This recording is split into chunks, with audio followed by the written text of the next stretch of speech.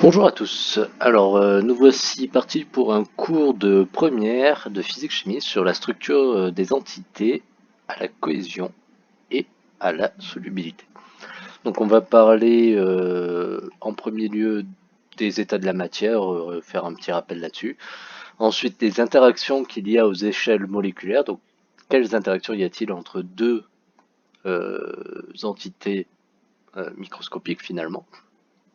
Puis nous verrons une petite partie sur pourquoi les solides ioniques sont particulièrement solubles et on élargira le spectre aux solides moléculaires en général. Et enfin, nous verrons ce que sont les espèces hydrophiles, lipophiles et amphiphiles.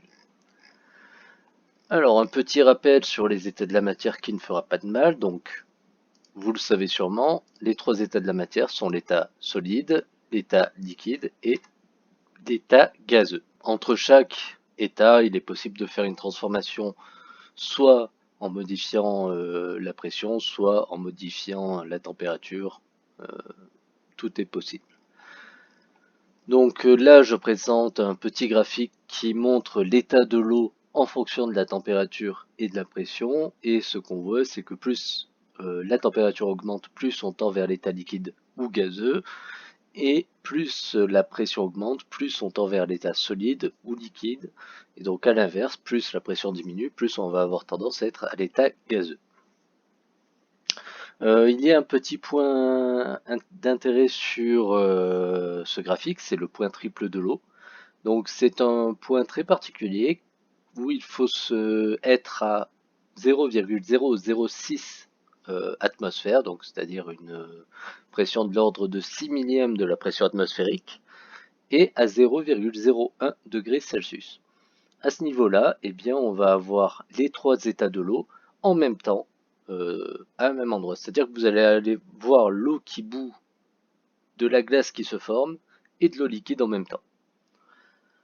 Donc, pourquoi ces paramètres physiques ont ces effets sur la matière? Eh bien, il suffit d'aller voir la matière à l'état microscopique pour mieux le comprendre. Alors, l'état solide de la matière, c'est un état compact et ordonné, c'est-à-dire que les molécules sont bien rangées, collées les unes aux autres. Ensuite, on a l'état liquide qui est un état compact mais désordonné. Donc les molécules sont toujours collées les unes aux autres, mais elles se promènent un peu plus librement. Et enfin, l'état gazeux qui est un état dispersé et désordonné. Donc là, les molécules sont vraiment éloignées les unes des autres et se promènent librement aussi. Donc quand on augmente la pression d'un milieu, on va avoir tendance à rapprocher les molécules les unes des autres. Donc on va voir qu'on va arriver facilement à un état liquide. Maintenant, pour l'état solide, c'est un petit peu plus compliqué parce qu'en plus, il faut que ça soit ordonné. Donc c'est pour ça que c'est beaucoup plus facile de passer de gaz à liquide que de gaz à solide instantanément. La température, elle, ce qu'elle fait, c'est que plus la température augmente, plus les molécules vont vibrer autour d'un état d'équilibre, d'une position d'équilibre. Du coup, plus la température augmente, plus l'oscillation est grande. Donc en fait, si l'oscillation est suffisamment grande, ce qui va se passer, c'est que les interactions qu'il y a entre molécules qui les maintiennent à l'état solide ou à l'état liquide vont diminuer, voire se casser, et on va passer donc à l'état plus désordonné supérieur. Donc ça peut être l'état liquide si on passe de solide à liquide, ou de liquide à gazeux si on passe de liquide à gazeux. On peut des fois passer directement de solide à gazeux, comme pour le camphre, où on peut faire une sublimation, c'est-à-dire passer rien qu'en chauffant de solide à gazeux. Donc maintenant qu'on a refait un petit état des lieux sur les états de la matière, on va voir eh bien, les interactions qu'il y a justement entre les molécules, essentiellement à l'état solide. Alors il y a deux types d'espèces chimiques pour résumer, des espèces ioniques et des espèces moléculaires. Alors les espèces ioniques, ce sont des molécules qui sont composées d'ions. Donc l'exemple le plus simple qu'on ait, c'est le chlorure de sodium, le sel de table en fait. C'est une espèce qui est composée d'ion chlorure et d'ion sodium. Des autres espèces sont des espèces qui ne présentent pas d'ions quand on les sépare en entités élémentaires. Donc si je prends un exemple du difluorure, c'est-à-dire F2, donc si je prends cet exemple-là, quand je sépare F2 en entité élémentaire, et bien on va voir deux atomes de fluor et pas F- et F+. Donc, ce qu'il faut bien savoir, c'est qu'au niveau du programme de première, on ne vous demande pas de reconnaître une espèce ionique d'une espèce moléculaire. Vous devez juste connaître leur existence afin de pouvoir appliquer la suite du cours. Éventuellement, NaCl, si vous savez que c'est un solide ionique, c'est quand même bien parce que c'est quand même, on va dire, une molécule de base que vous connaissez a priori depuis quelques années. Donc celle-là, c'est bien de savoir que c'est une espèce ionique. Alors au niveau des interactions qui existent entre les molécules et qui assurent la cohésion des solides, donc c'est-à-dire le fait que les solides restent solides, il y a trois sortes. La première, c'est les interactions de Van der Waals. Ce sont des interactions qui existent entre tous les atomes et toutes les molécules. Donc ça, quel que soit le cas où vous vous placez, vous savez qu'il y aura des interactions de Van der Waals. On ne va pas rentrer dans le détail de comment ces interactions se forment, etc., mais elles existent. La deuxième, ce sont les liaisons hydrogènes. Donc quand un atome d'hydrogène est lié par une liaison covalente à un atome très électronégatif, comme l'oxygène, l'azote ou le fluor, ben, il peut se lier avec une liaison hydrogène à un autre atome électronégatif d'une autre molécule. Donc là, par exemple, je montre une molécule d'eau, enfin deux molécules d'eau du coup, et ce qui se passe, c'est que on sait que l'atome d'oxygène est très électronégatif, donc théoriquement il faudrait mettre 2 delta moins, bon, ce n'est pas très important. Donc on a un atome d'oxygène très électronégatif relié à un atome d'hydrogène moins électronégatif, et bien en pointillé il va se dessiner une liaison hydrogène ou un pont hydrogène, suivant comment on veut l'appeler, c'est la même chose, entre cet hydrogène et l'oxygène d'une autre molécule d'eau. Donc ce n'est pas forcément des molécules identiques, c'est-à-dire que si j'avais une molécule quelconque qui possédait un fluor, qui était connecté à des atomes moins électronégatifs que lui, ce qui est la plupart des atomes, à part lui-même en fait, il pourrait y avoir un point hydrogène. La condition, c'est vraiment qu'un hydrogène soit connecté à un atome électronégatif et qu'en face on ait un autre atome électronégatif. Enfin, la dernière chose sont les interactions électrostatiques, ou des fois on peut parler d'interactions coulombiennes. Donc ces interactions, elles apparaissent quand deux charges formelles, donc deux ions, sont en interaction. Donc par exemple, les ions Na+, et Cl- dans les cristaux de sel ont des interactions électrostatiques entre eux. Donc là, c'est bien précisé qu'il faut voir les charges. Vous pouvez avoir deux solides ioniques séparés, ils ne vont pas forcément avoir des interactions électrostatiques entre eux. Parce que si j'ai le solide, si j'ai du sel dans la main, il est neutre globalement. C'est vraiment à l'échelle moléculaire là qu'on parle. Alors, on va jeter un œil à la hiérarchie des interactions, c'est-à-dire voir quelles interactions sont les plus fortes dans cette liste. Alors, pour le voir, c'est assez simple, en fait, il faut regarder la température de fusion des solides. Alors donc là, j'ai mis, donc ça c'est tiré du livre Nathan de physique-chimie. Donc j'ai mis la formule brute de différents solides et leur température de fusion. Donc ce qu'on peut voir, c'est qu'on peut noter à peu près trois groupes. On a un premier groupe avec des températures de fusion extrêmement faibles. Le difluor qui est à moins 219 degrés, dichlore à moins 101, le méthane à moins 182. Et ensuite, on a un deuxième groupe à l'opposé qui va être à des températures extrêmement élevées, au-delà de 500 degrés. Et enfin, on va avoir une petite classe au milieu, donc l'eau et le saccharose, qui auront des températures de 0 à 200 degrés, fusion intermédiaire. Donc ce qu'on va remarquer, c'est que dans les espèces à très forte température de fusion se situent les solides ioniques. Ça c'est parce que, en effet, les interactions coulombiennes, les interactions électrostatiques, sont extrêmement fortes en termes de liens. Donc le fait qu'il y ait des interactions coulombiennes font que les atomes, les ions qui composent ces solides, sont fortement liés entre eux, et donc c'est difficile de les séparer pour transformer en liquide. La deuxième catégorie, donc celles du milieu, sont celles qui présentent des interactions hydrogènes, des liaisons hydrogènes. Les liaisons hydrogènes sont donc un peu moins fortes que les interactions coulombiennes, mais quand même plus fortes du coup que les interactions de Van der Waals, qui sont les seules interactions qui existent dans les premiers cas. Donc pour les espèces difluor, dichlore, méthane et ammoniac que j'ai oublié tout à l'heure, eh bien, il n'existe que des interactions de Van der Waals, et donc on en déduit que ce sont les plus faibles, car les températures de fusion sont beaucoup plus faibles. Donc en fait ça c'est parce que plus la température de fusion d'un solide est élevée, plus les normes des forces modélisant les interactions entre entités le constituant sont grandes. Donc en résumé, on va dire que la force des interactions électrostatiques est beaucoup plus grande que la force des liaisons hydrogènes qui elles-mêmes sont beaucoup plus fortes que les interactions de Van der Waals. Donc on va s'intéresser maintenant à voir pourquoi les solides ioniques, bien que leur température de fusion soit hyper élevée, eh bien, se dissolvent très bien dans l'eau. Donc ça, vous le voyez très bien quand vous mettez du sel dans l'eau, il disparaît très rapidement et vous pouvez en mettre une grande quantité avant de saturer l'eau. Donc pourquoi? Eh bien, c'est justement parce qu'ils sont composés d'ions en fait. Donc comme on le sait, c'est que l'eau est une molécule polaire, donc avec un pôle 2 delta- au niveau de l'oxygène et 2 pôles delta+ aux hydrogènes. Et en fait, ces pôles vont un petit peu brouiller les interactions électrostatiques. Donc ce ne sont pas des charges formelles, mais elles vont un petit peu brouiller le signal.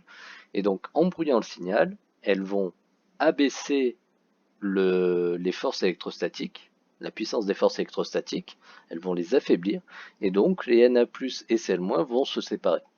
Et donc c'est pour ça que quand on fait l'équation de dissolution du sel, eh bien on écrit NaCl solide au départ donne Na plus Aq plus Cl Aq, parce que vraiment dans l'eau, les Na plus et les Cl sont séparés. Et en fait, les Na plus et les Cl sont entourés de chacun de molécules d'eau. Donc là on dit qu'on solvate les ions, parce que les ions sont entourés de molécules d'eau. Donc quelque chose que vous devez savoir faire, c'est calculer les concentrations molaires lorsqu'on fait une dissolution de solide ionique. Je prends l'exemple de la dissolution de 0,50 mmol de chlorure de cuivre 2, soit CuCl2 dans 100 ml d'eau. Donc chlorure de cuivre 2 signifie que l'ion cuivre qui est dans ce solide est Cu2+. Donc moi ce que je vous conseille, c'est que la première chose à faire quand vous avez ce genre de problème, c'est vous assurer que vous êtes dans les bonnes unités. Donc les bonnes unités en chimie, on va avoir tendance à utiliser plutôt les mols et les litres. Donc là par exemple, la quantité de matière de l'énoncé, je l'ai donné en millimol, donc je convertis en mol. Je fais bien attention à garder le même nombre de chiffres significatifs. Donc là j'en avais 2, j'en garde 2. Et 100 ml, j'avais 3, donc j'en garde 3 aussi. Donc c'est un solide ionique, j'écris son équation de dissolution, CuCl2 donne Cu2+, plus 2Cl-. Et bien sûr, vu que c'est une équation de réaction, vous devez vous assurer de la conservation des éléments et des charges. Donc même nombre d'atomes de chaque espèce à gauche et à droite, et même nombre de charges à gauche et à droite. Donc là, aucune charge à gauche, 2 plus 2 fois moins, ça fait 0, donc c'est tout bon. La formule pour la concentration molaire d'un élément X, c'est Cm de X est égal à la quantité de matière N de X divisé par le volume. Donc afin de déterminer les quantités de matière de chaque élément de l'équation, on peut utiliser un tableau d'avancement. Donc, tableau d'avancement, vous l'avez vu dans une leçon précédente, donc je ne reviens pas sur la manière dont on le construit. J'ai mis mes quantités initiales, je fais mon tableau. Dans ce cas-là, XF est forcément 5,0 fois 10 puissance moins 4, et donc j'en déduis derrière les quantités d'ion cuivre 2 et de d'ion chlorure. Et donc j'en déduis les concentrations molaires de chacun des deux ions. Voilà. Donc nous allons voir maintenant la solubilité des solides moléculaires. Donc à la différence des solides ioniques, eh bien ils n'ont pas d'interaction électrostatique, vu que leurs composants élémentaires sont neutres. Donc les interactions présentes sont celles de Van der Waals et éventuellement des liaisons hydrogènes, si le produit présente les caractéristiques nécessaires, c'est-à-dire présence d'atomes électronégatifs connectés à un hydrogène au moins. Alors, on a trois types de possibilités. Alors, on a des solides composés de molécules polaires. Donc, CF, la leçon précédente sur la polarité des molécules. Donc, les composés polaires se dissolvent mieux dans les solvants polaires. Les molécules apolaires, elles, se dissolvent mieux dans les composés de molécules apolaires, donc par exemple des graisses. Et dans le cas où le solvant et le solide moléculaire présentent tous les deux des liaisons hydrogènes, le solide serait évidemment plus soluble.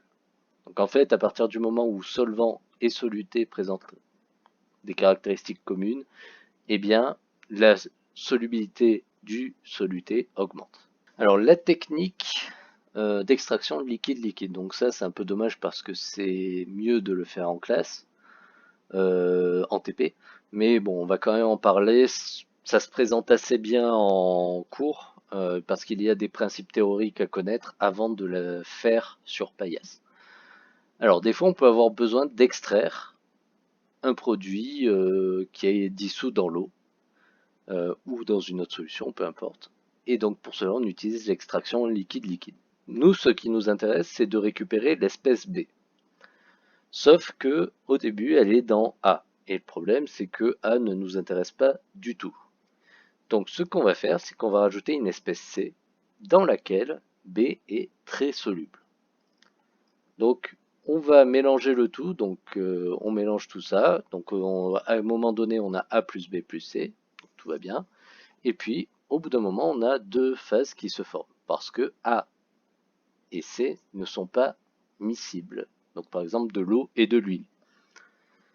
Cependant, ce qui s'est passé, c'est que vu que B, l'espèce qui nous intéresse, est très soluble dans C, eh bien elle va migrer de la phase A vers la phase C. Donc on récupère B dans la phase C, et puis on va derrière récupérer eh bien, la solution B plus C dans un Erlenmeyer.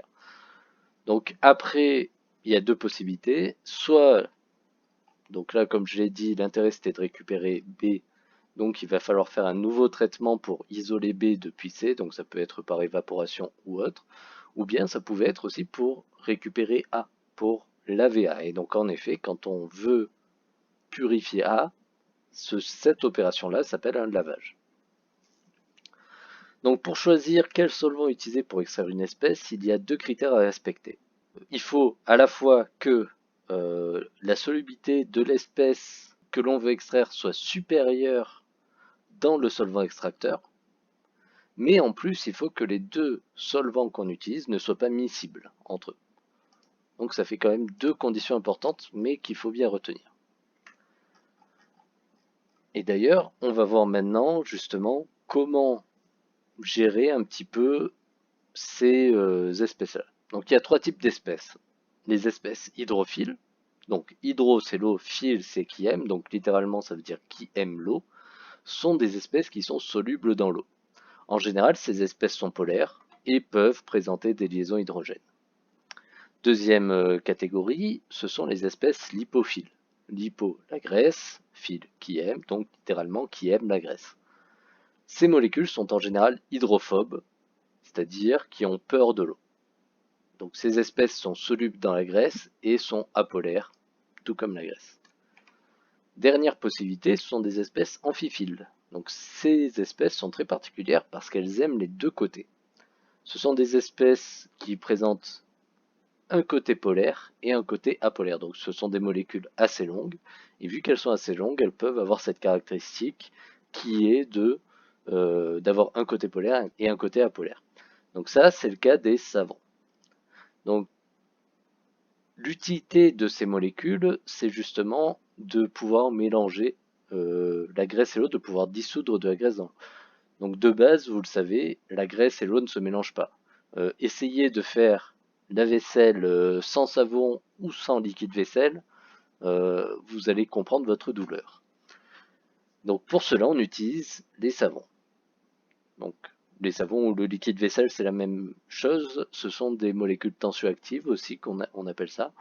Et on schématise ces molécules en général de cette manière. Donc une tête polaire. Donc cette tête va avoir une affinité pour l'eau. Donc c'est le côté hydrophile. Donc la tête est polaire et la queue est apolaire. Donc la queue va avoir tendance à aimer la graisse. Donc comment ça fonctionne? En fait, ce qui va se passer, c'est que quand on met le savon ou le liquide vaisselle avec de l'eau et de la graisse, ce qui va se passer, c'est que ces molécules-là, elles vont entourer des gouttelettes de graisse de cette manière. Donc la tête va rester à l'extérieur parce que ça apprécie l'eau et ça n'aime pas du tout la graisse. Donc ça ne se mélange pas à la graisse. Et par contre, les queues, elles, vont se mettre dans la gouttelette d'huile. Donc en faisant ça, eh bien, les gouttelettes vont rester enfermées dans l'eau et on peut débarrasser des plats de graisse grâce au liquide vaisselle ou au savon. Donc si on veut être un petit peu plus rigoureux sur cette question, donc ce qui se passe en fait, c'est qu'on va avoir une tête en général, donc ici, qui est polaire. Donc là, vous voyez que vous avez CO au moins, donc des atomes extrêmement électronégatifs face à un carbone qui l'est peu, et derrière une chaîne carbonée CH qui ne présente pas de caractère polaire. Donc ces espèces amphiphiles, comme je l'ai dit, ça fait partie de la famille des tensioactifs, et ces tensioactifs sont utilisés dans de nombreux domaines. Donc en industrie alimentaire, ça permet de stabiliser des mayonnaises ou des sauces, c'est ce qu'on appelle des émulsifiants. En pharmaceutique et cosmétique, ils vont avoir des propriétés antiseptiques, voire bactériostatiques, donc immobilisation des bactéries, voire même bactéricides. Alors on les utilise aussi des fois pour faire rentrer des produits dans les cellules parce que la membrane des cellules présente un petit peu ce genre de propriétés aussi. C'est-à-dire que le tour de la cellule va être gras, apolaire, et l'intérieur va être aqueux. Et donc du coup, c'est pour ça que les cellules arrivent à rester fermées, c'est parce qu'elles sont leur membrane est composée de molécules amphiphiles. Et donc si on fait approcher un produit qu'on appelle un liposome qui contient une substance active en son cœur, et bien le liposome va fusionner avec la membrane et libérer à l'intérieur de la cellule le produit. Et au niveau de l'hygiène, comme je l'ai dit, les savons sont des tensioactifs. Donc je vais remonter pour discuter un peu de ce que vous devez savoir et savoir faire dans cette partie du cours. Donc première chose, expliquer la cohésion au sein de composés solides, ioniques et moléculaires par l'analyse des interactions entre entités. Donc c'est-à-dire que vous devez savoir expliquer pourquoi un solide est solide en fonction des interactions, donc Van der Waals, liaison hydrogène et interaction coulombienne ou électrostatique. Expliquer la capacité de l'eau à dissocier une espèce ionique et donc à solvater les ions. Donc ça, c'est grosso modo cette partie-là. Donc le schéma que j'ai fait ici, c'est la solvatation des ions. Ensuite, modéliser au niveau macroscopique la dissolution d'un composé ionique dans l'eau par une équation de réaction en utilisant les notations S et AQ. Donc c'est faire une équation de dissolution. Calculer la concentration des ions de la solution obtenue, c'est assez clair, je pense. Expliquer ou prévoir la solubilité d'une espèce chimique dans un solvant par l'analyse des interactions entre entités. Donc là, vous devez vous rappeler que dans un solvant polaire, c'est-à-dire une solution aqueuse en général, vous pouvez dissoudre des composants polaires, des composés polaires ou présentant des interactions hydrogènes. Et dans les solvants apolaires, eh bien que vous pouvez dissoudre des composants apolaires, des composés apolaires. Comparer la solubilité d'une espèce solide dans différents solvants purs ou en mélange, donc ça, on vous donne des données, donc c'est assez clair en général. Si on vous dit que le sel c'est à 435 grammes par litre dans l'eau et à 20 grammes par litre dans l'huile, vous devez être capable de dire qu'il vaut mieux le dissoudre dans l'eau que dans l'huile. Interpréter un protocole d'extraction liquide-liquide à partir des valeurs de solubilité de l'espèce chimique dans les deux solvants, donc c'est-à-dire que si on vous présente un protocole d'extraction liquide-liquide, vous devez savoir justifier pourquoi on va utiliser tel solvant pour extraire telle soluté. Ensuite, choisir un solvant et mettre bon. Même principe, c'est si on vous présente des solvants, vous devez être capable de préciser quels solvants utiliser pour faire une extraction liquide-liquide. Expliquer le caractère amphiphiles et les propriétés de la vente d'un savon à partir de la formule semi-développée de ces entités. Donc ça, c'est la dernière partie. Pour illustrer les propriétés des savons, c'est la même chose. Donc ça, c'est sur les molécules amphiphiles. Vous devez être capable de décrire une molécule amphifile et d'expliquer pourquoi ça permet de laver de la graisse par exemple. Comment elle s'organise autour de gouttelettes de solution apolaire. Voilà, j'ai peut-être été un peu rapide, mais bien sûr, si vous avez la moindre question, vous pouvez me la poser et j'essaierai de revenir avec vous sur ce cours.